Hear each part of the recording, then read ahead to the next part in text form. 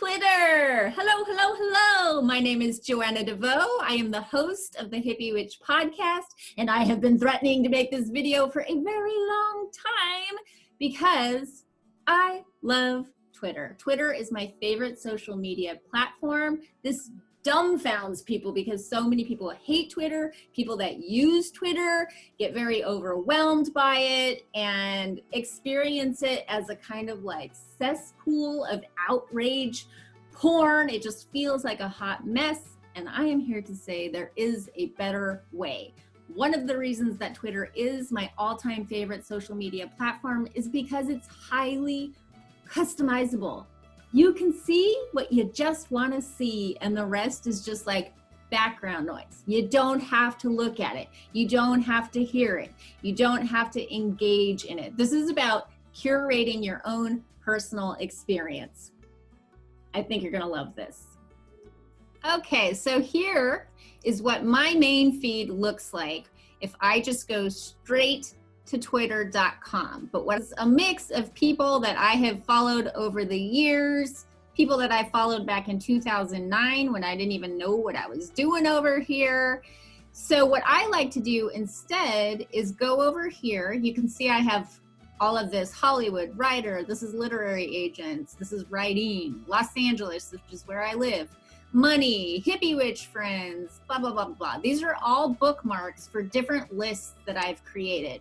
This list happens to be public, but most of my lists are private. I'll show you the public one because what you can do is you bookmark a list after you make it, and then that becomes your feed. So you never have to see the noise of politics and doom and people fighting. You can just see what you want to see. When you make a list private, nobody knows they're on the list. Nobody knows if you remove them from the list, which is really handy because then there are no hurt feelings. If somebody starts posting things that you don't want to see, you can simply remove them from the list and they will be none the wiser.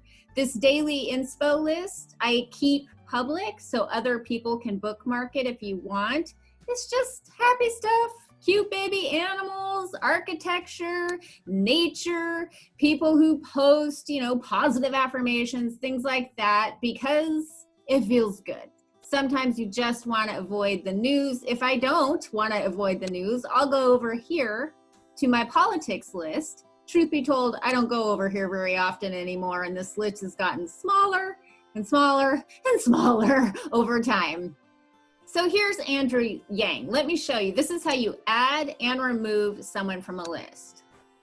So if I decide I don't like Andrew Yang or I don't like what he's posting, he's actually on a couple of lists. I can remove him from Key Politics and then save it, and he's removed from that list. And then when I go to click on that list again, like magic, he's gone. But let's say I miss him. Like, no, I feel like I miss Andrew Yang. It's just as easy to add him back. Add. So create private lists, unless you want to create something to share with the public. That's cool too. Create private lists and then save them up here as your bookmark, and you can access those different lists when you're in the mood for a particular kind of feed. So here's my money feed. There are 54 people on this list. I've got Patreon on there, real-time economics, hustle and conquer, just different people that talk about money, things that I think are interesting. So here is where you create and keep your lists. You can see I have many, many, many. There are some lists I did not create that people put me on. There's one for book Twitter. There's one for film Twitter. There's one for culture writers. These are lists that other people put me on. I find it flattering. I don't mind at all. Another way you can customize your experience is see these three dots here. You click on those dots, you go up to topics. And this is a feature that Twitter has expanded a lot. I follow all these subjects: investing, funny tweets, gardening, painting, archaeology, street art. Before you're following them though, they'll present them to you like this: nonfiction, theme parks, books. Like, oh, I want to follow books, right? If you click on more topics, it's going to show you a massive breakdown. So let's say you're interested in technology. There will be subcategories under technology. There will be cloud computing, cloud platforms, computer programming. Under computer programming, there will be more, so you can really, really customize your Twitter experience. And then if somebody is trolling you, you can block them, but they will see when you block them. If you don't want them to know that you never want to hear from them again in your feed, they have this lovely option. By the way, California Sun they're awesome. It's my favorite newsletter. I would never block or mute California Sun, but if I wanted to, I would just go here and mute them. And that doesn't block them altogether.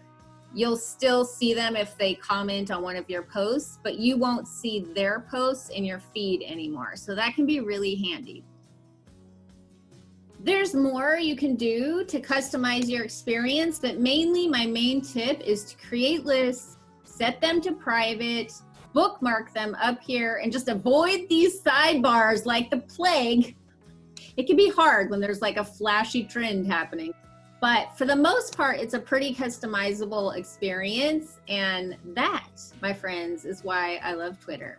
Okay, so now that you know how to use Twitter, maybe you'll hang out here with me more often because I love it. It's a good time. Much love to you. Peace.